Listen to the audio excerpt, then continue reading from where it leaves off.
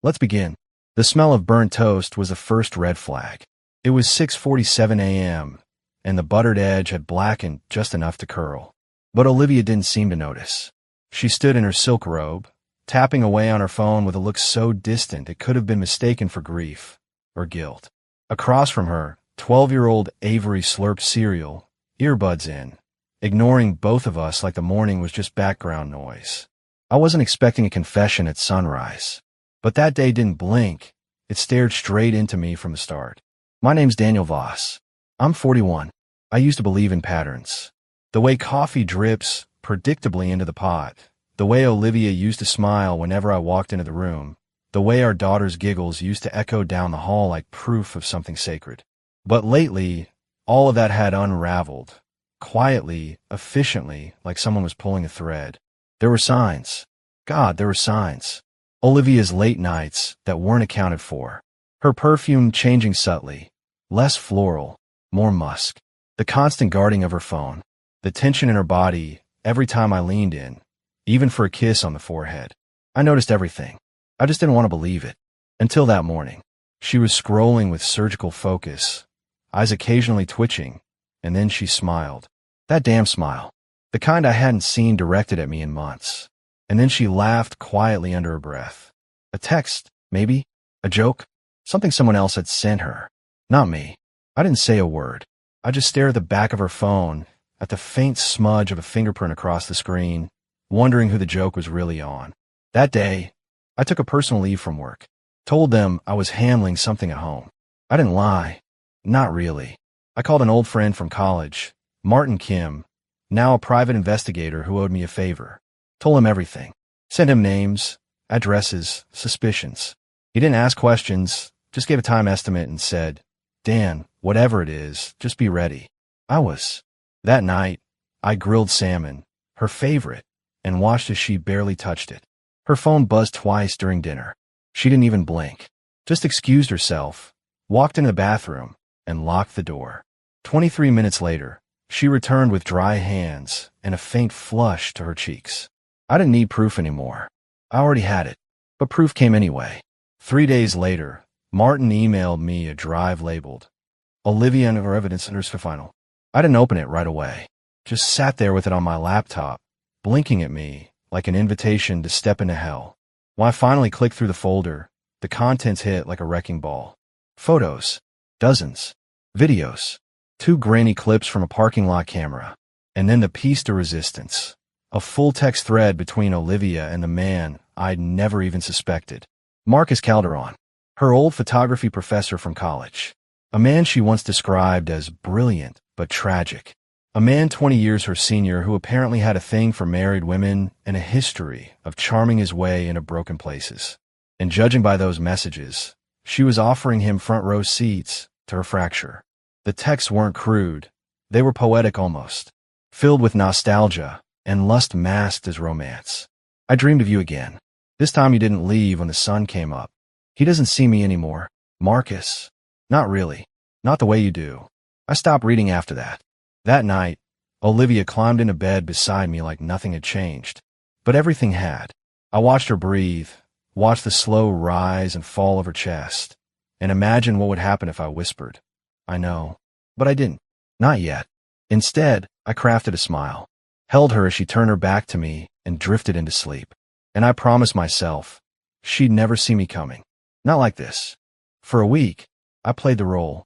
Husband. Father. Fool. Each morning began with ritual. Coffee, breakfast, 4 smiles. Olivia moved through our house like a woman possessed by someone else's desires. And Avery, still too young to fully grasp what tension tastes like, floated through it all like a balloon avoiding sharp edges. I watched everything. Her eyes when Marcus texted. Her little gasps when she thought I was out of the room. The way her phone never left her side, not even when she showered. And on Thursday, when I accidentally bumped into her bag, she lunged like I'd reached for a live grenade. Be careful, she snapped, eyes wild. I raised both hands. Sorry. Just moved your purse so it didn't fall. Her lips tightened. Next time, don't touch it. That was the moment I knew. Whatever thread we had left, it had snapped. That evening, I opened a new account. Offshore. Quiet. Tidy. I started moving funds. First, the business account I had co-managed with a friend liquidated. Then our joint savings. And finally, the education fund we'd been building for Avery. I left just enough behind to not raise alarms. I made copies of the deed to our house, cross-referencing every payment. I paid for nearly everything, down to the last paint job. I gathered receipts, contracts, evidence. Then, I rewrote my will. I left Avery everything. Olivia, nothing but a memory. Friday afternoon, I sat in my car outside the cafe where they met. The same one she claimed she hated for its bitter lattes.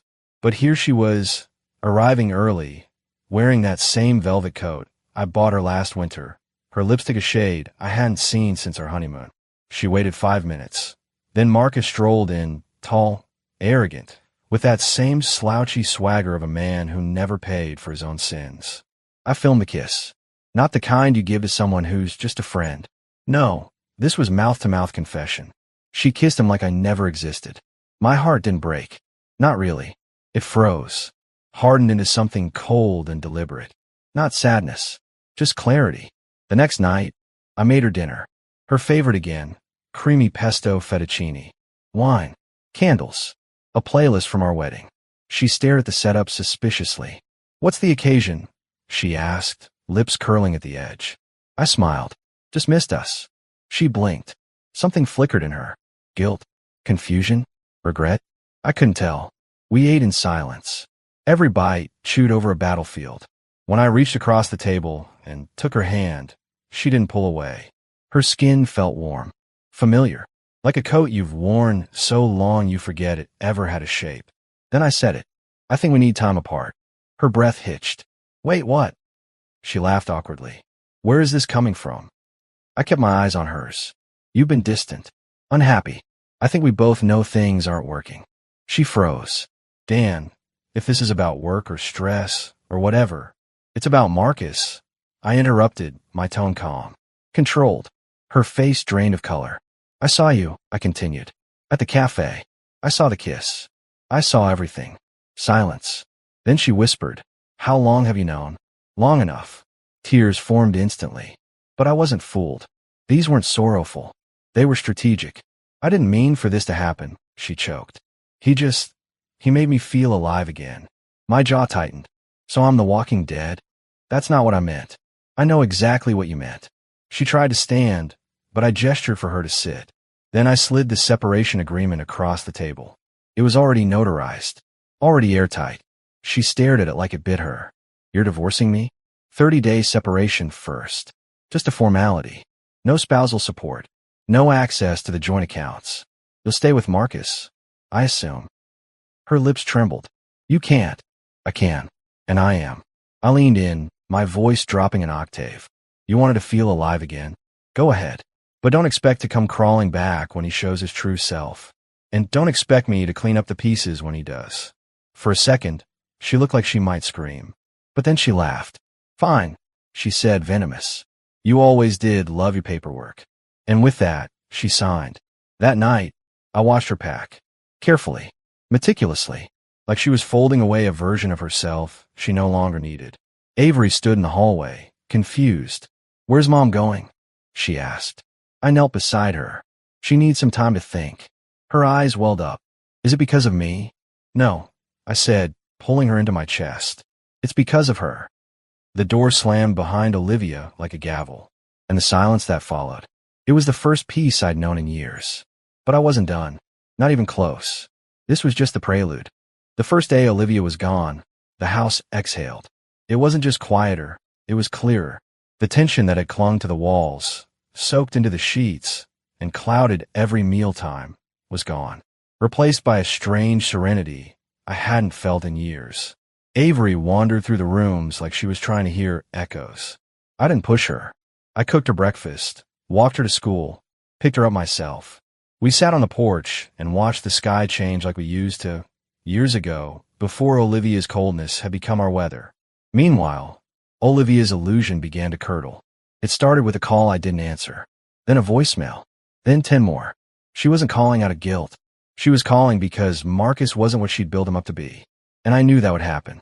He was charming at arm's length, mysterious, poetic. But up close, He was poison in a crystal glass. By day 4, I'd sold her car. Title was in my name anyway. She always said the SUV was hers, but she never made a payment. I used the money to bolster my overseas account. It felt surgical, clean, precise. Day 6, I emptied the remaining joint funds. Quietly. No drama. She still hadn't checked the account. Too busy playing house, probably. I let her discover the truth on her own, probably at a grocery checkout line when her card was declined. It was a beautiful thought. And then came the call. Late at night. The ring sounded sharp against the quiet. I answered on the 3rd try. Daniel, she breathed. What the hell did you do? I sipped my whiskey. Evening to you too. You drained our accounts. You sold my car. You left me stranded. I smiled into the glass. No. I removed access to my accounts. You signed the agreement. You're on your own. She sputtered, then exploded. You petty son of a bitch. I'm living in Marcus's guest room, and he's not who I thought he was. Bingo. That's unfortunate, I said dryly. But you made your bed. She switched gears, guilt, charm, even a dash of nostalgia. We could still talk. Fix things. For Avery. My tone dropped. You already showed her what betrayal looks like. Let's not drag her further through your fire. Click. 2 days later, Avery found a letter Olivia had slipped into the mailbox. My daughter brought it to me with confusion in her eyes. Dad, she says she made a mistake. That she's sorry. That Marcus isn't treating her well. I nodded. I know. She wants to come back. I knelt to Avery's level, hands resting on her shoulders. She chose to leave, kiddo. We don't reward people who walk away from family. Her eyes brimmed, but she nodded slowly. I saw something shift inside her then. Something permanent. The pedestal Olivia once stood on? Gone. Meanwhile, I was already in motion.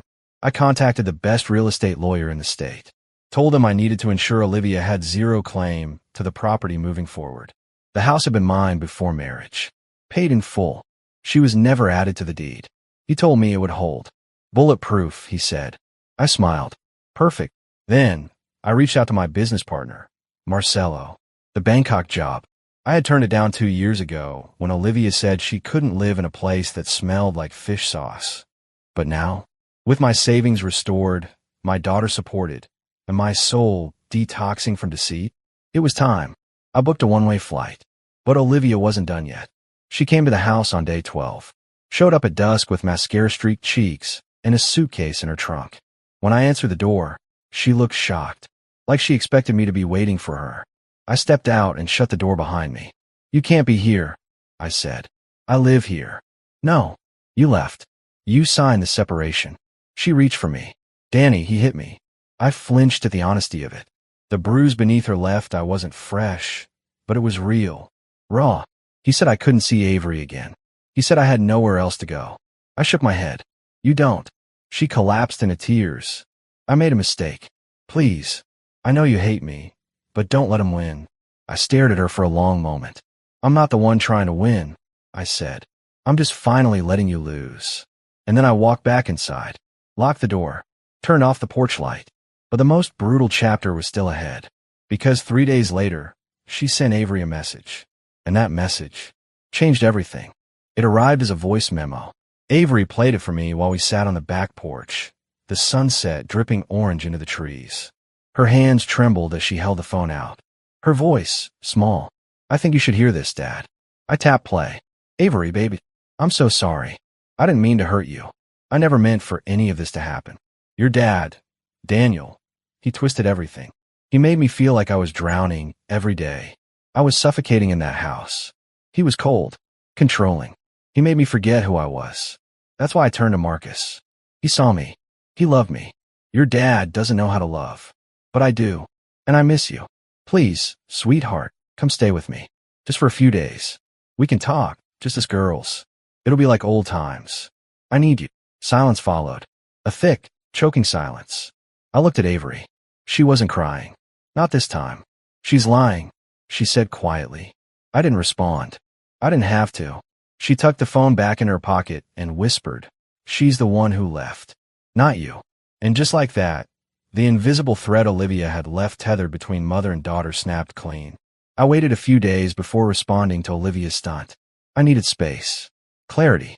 I also needed the next move to be sharp enough to slice through whatever fantasy she was still clinging to. And it came, elegantly. I emailed her a copy of the final divorce filing. Subject line: Freedom looks like this. Attached were the court documents. Every clause, every condition. Full custody of Avery. Property rights to the house. Sole access to all remaining assets. And the kicker? Adultery. Cited and proved. In court, I present the surveillance footage, the text messages, the time-stamped photos, the audio clips, the entire circus she built with her bare hands. If she contested, she'd be financially bled in a matter of weeks. I wrote a short message under the attachment. I hope Marcus enjoys sharing a bunk bed with your regret. Send. She showed up at my office the next morning, tear-streaked, shaking. Daniel, don't do this. I stepped into the hallway, closing my office door behind me. You don't get to ask me for anything, I said. You played your part. This is just the curtain call. She stared at me like I was a stranger. You're not like this. No, I agreed. I wasn't. But betrayal has a way of growing thorns. I'll fight this, she threatened. I'll say you manipulated me into signing the separation, that you were emotionally abusive. I smiled. You're welcome to try. I hope you enjoy explaining the love letters to Marcus while under oath. She flinched. I leaned closer. This isn't revenge, Olivia. It's consequence. You don't get to cheat your way through life and expect a parade. She turned to go, her heels clacking hard on the tile. Then she paused. You think this makes you strong? It makes you pathetic. I didn't flinch. What makes me, I said, is finally free. But Marcus, oh Marcus, he was unraveling faster than Olivia had anticipated. Word came from a mutual acquaintance, Sarah, a friend from Olivia's college years, who apparently still had a soft spot for me. She sent screenshots. A new girl, 21, bartender. Marcus had moved her into the condo while Olivia was out grocery shopping. The moment Olivia confronted him, he snapped, threw a vase, called her names, threatened to lock her out. He said, according to Sarah, you were always temporary. That same night, Olivia texted me from an unknown number. I was wrong. I was so wrong. He's not safe. I need help. I didn't respond, but I called my lawyer.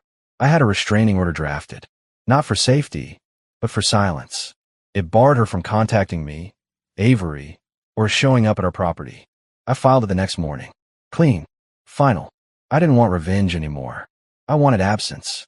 Let her rot in the echo chamber she'd built. That weekend, I sat with Avery on the back porch again. We were painting little flower pots for her school garden project. She paused midway through painting a sunflower and said, Do you think she ever loved us? The question hit harder than anything Olivia ever said. I thought about lying. Instead, I looked her in the eyes. She loved what we gave her, I said, but not enough to protect it. Avery nodded slowly. Then she picked up the yellow paint and kept brushing. 1 week later, I boarded a flight to Thailand. My daughter would join me in 2 months. School needed finishing, logistics needed sorting. But I needed the air, the change, the healing. As the plane ascended into sky, I looked down at the lights below. One of them was Olivia's. Flickering, dying, irrelevant. I closed my eyes and smiled. The final part of this journey hadn't even begun. Bangkok was loud, alive, and nothing like the quiet home I'd left behind. But that was the point. I settled into a small, modern apartment by the river. Every morning, I walked to a local cafe, learned how to order my coffee in Thai, and met people who didn't know my past. I worked with Marcelo's team during the day, building something from scratch, something mine. And at night, I breathed, really breathed. Back home, Olivia was falling fast. I'd stopped replying her messages weeks ago, but mutual friends still talked. Marcus had kicked her out. Again, she was sleeping on Sarah's couch, borrowing cash from old friends, trying to spin a new version of the story where she was the victim and I was the villain. Nobody believed it. Even the people who once defended her saw through it now. And then, she made her last move. She showed up at Avery's school, tried to get her to leave campus, begged her to come home. Avery didn't budge.